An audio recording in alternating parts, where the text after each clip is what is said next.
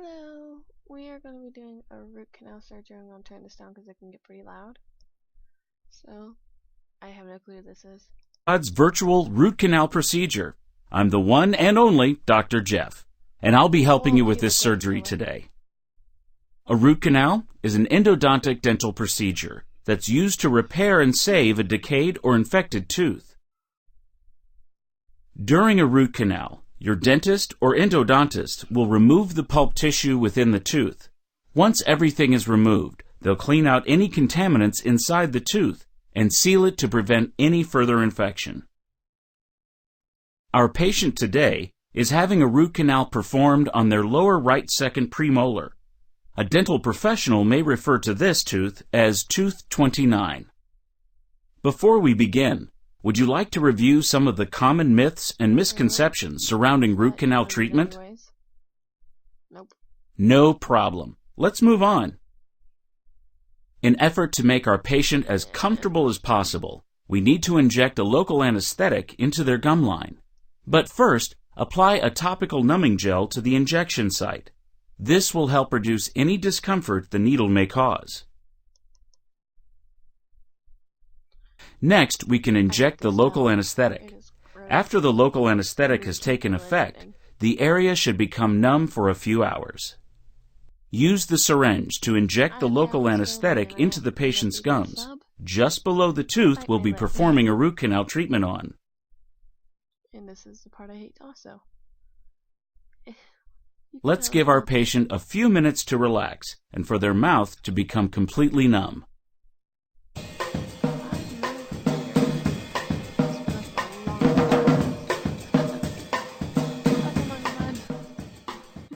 Now that the patient's mouth is numb, we can move on to isolating the tooth. Since our patient's saliva contains contaminants that we don't want getting into the tooth, isolation is a critical step during root canal treatment. To isolate the tooth, we need to punch a small hole into the rubber dental dam and place it over the tooth. Once the rubber dam is in place, put on a tooth clamp to keep it from moving.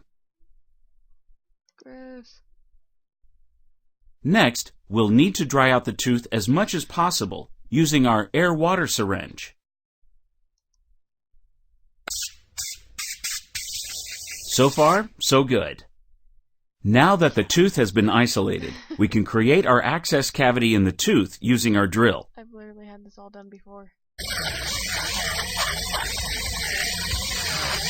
you can feel that, literally. The next step is to clean and shape the tooth's canal using a root canal file. Go ahead and give it a shot.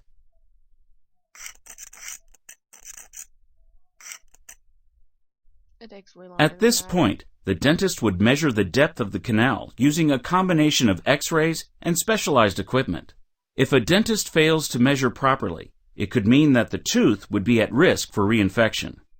Now we need to clean the canal of the tooth using sodium hypochlorite, commonly known as bleach. We'll let the bleach sit in our patient's tooth for about 5 minutes to make sure that all the bacteria and tissue inside the tooth has been dissolved. Great! Now use the suction to remove the bleach from the patient's tooth. Okay, let's do that. Well, it doesn't seem like a painful feeling, but okay. Next, we'll need to fill the tooth using a rubber compound known as gutta percha. Gutta percha is often preformed as tiny, thin cones that we'll insert into the clean canal of the tooth. I've already added some sealant to the gutta percha cone. Looking good. A heated instrument is now used to remove the excess gutta percha. Pack the gutta percha into the tooth canal using a plugger. Hey, whatever you say. Still, it doesn't look gross. After the gutta percha has been placed, it is common that additional X-rays are taken to verify that the canal has been adequately sealed off. Once the dentist verifies that the canal has been sealed, a filling or crown is placed, depending on the location of the tooth. You can learn more about fillings and crowns in our virtual dental filling and virtual dental crown procedures here on SurgerySquad.com.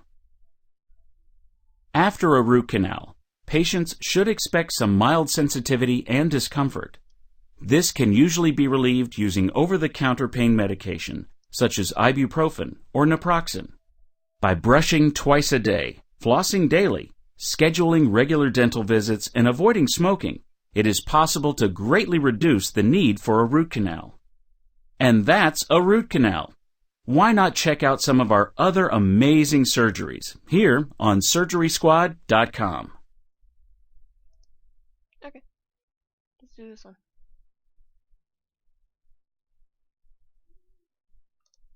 This looks pretty gross, but oh well. I'm literally just doing this because I'm really fucking bored. And I'm letting a video load. It's on Lord Minion 777's channel. If you like, check him out. He's pretty funny.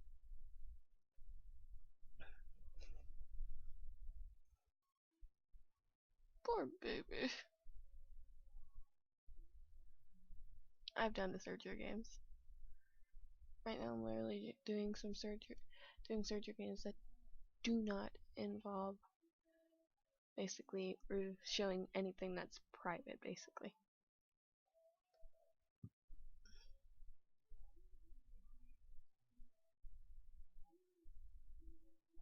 I'm trying to do regular uploads, but I can't really do uploads all the time because I have work, I like to sleep, and I'm also a night owl. Welcome to Surgery Squad's virtual hair transplant. I'm Dr. Susie, and I'll be assisting you with this surgery today. A hair transplant is an outpatient procedure that involves transplanting hair follicles from one part of the body, known as the donor site, to the balding part of the body, known as the recipient site. Although hair transplantations are typically used to treat male pattern baldness and restore eyebrows, beard, or chest hair, they can also be used to fill in scars caused by accidents or surgery. Today we'll be using the strip harvesting method to treat our patient's male pattern baldness. Strip harvesting involves removing a small strip of scalp from the donor site under local anesthesia and transplanting the pieces or grafts of the scalp into the recipient site of the patient's head. Before the surgery, our patient was advised by his doctor to avoid using any medications that may result in a poor take of the grafts. These medications include, but are not limited to, aspirin, ibuprofen, and antacids. Alcohol use and smoking before and after the surgery can also result in poor graft survival.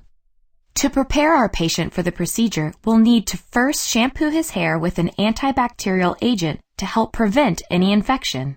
I think you can handle that.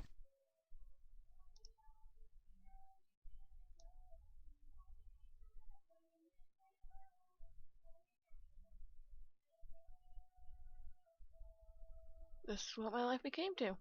Shampooing an old guy's head. So fresh and clean.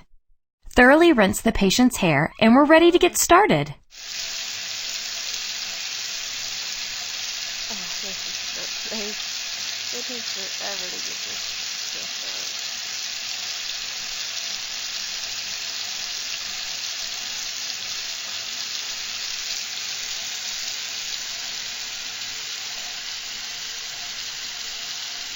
I think the most guys have never done these type of surgeries.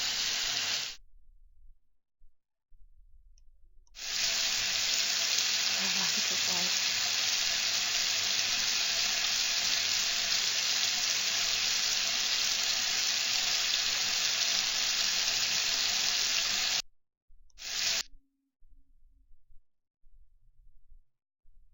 The next step is to define our patient's target hairline. Go ahead and outline where we want the patient's hairline to be.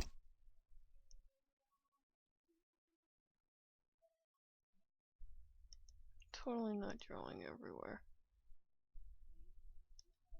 That looks good to me. Oh, fuck you. Let's prepare the donor site. We'll begin by trimming the patient's hair in that area. Now that the patient's hair is trimmed down, we'll need to mark the area that we'll be removing. Yeah, that's my fault. I didn't know I literally had to do something. Great job! Inject local anesthetic into the marked injection sites to reduce the amount of discomfort our patient may experience.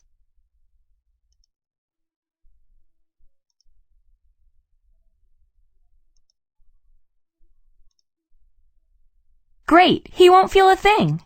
Now we'll need to remove the piece of scalp we outlined from the donor site. Use the scalpel and cut along the line to begin the process. Oh, I feel so sorry for this guy. Next, we remove the piece of scalp from the donor site. Make sure you have a good grip. Once removed, we'll prepare the piece of scalp for grafting by dissecting the individual follicles. But before we do that, why don't you go ahead and suture the donor site? I'm so sorry, dude.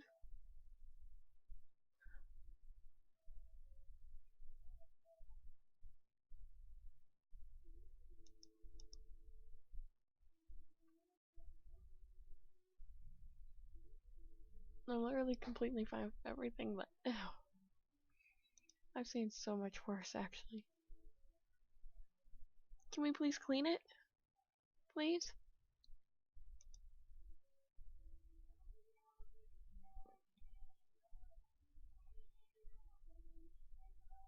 Great, let's get to some dissecting. The first thing that we need to do is cut the removed scalp into sections.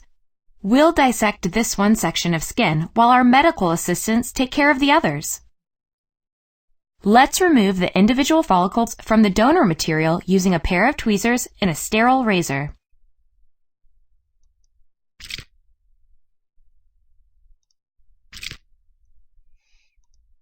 Please tell me you guys all think this is gross as well. Nice job! This step is repeated thousands of times to get each follicle prepared. I'll have my assistants finish up. To prepare the recipient site, you'll need to first inject a local anesthetic into the scalp.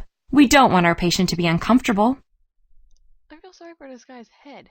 Now we need to make tiny incisions into the recipient site so that we can place the grafts into the scalp. Use the microblade to make the incisions and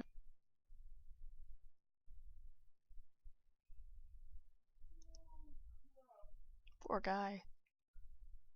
Perfect. For some hair. With all of the incisions, it's getting a little messy there. Let's get that cleaned up.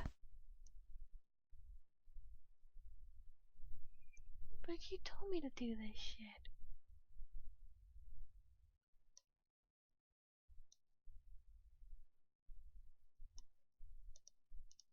Much better.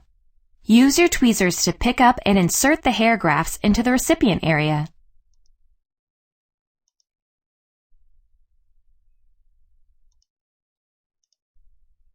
Dude, I'm so sorry. So fucking sorry. At least it ain't fake hair. How? There's literally not that much hair.